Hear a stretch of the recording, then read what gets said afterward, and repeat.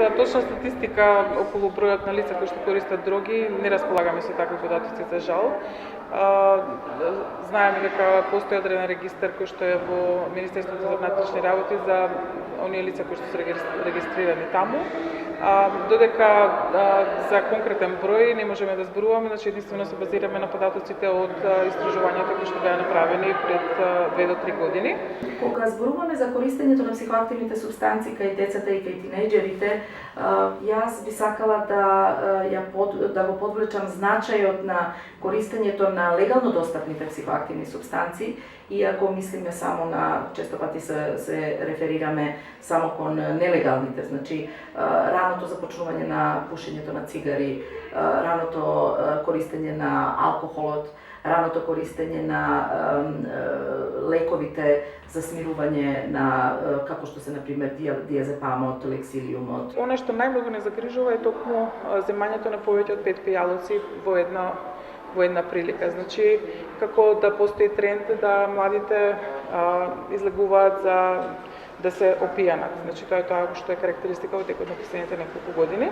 Во однос на марихуаната, имаме одреден процент на намалување. Младите кои што се изјасниле дека земале марихуана во текот на животот, на иста на возраст од 16 години, во 2008 година нивниот процент изнесува 10,4, додека во 2012 година 8,7%. Тоа се оние податоци кои што ние ги имаме, со кои што располагаме, но доколку разговарате со млади, средношколци, тие најискрено би ви кажале дека голем број од младите веќе имаат пробано марихуана. Значи, податоците се од клиниката за токсикологија и се однесуваат за периодот од 2001 до 2005 година.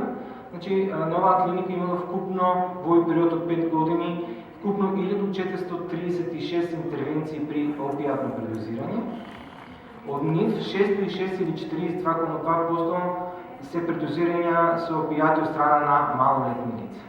Значи 409, значи оно што е во црвено бојано ќе гледате, 409 мажки и 197 женски лица се од 18 годишна возраст.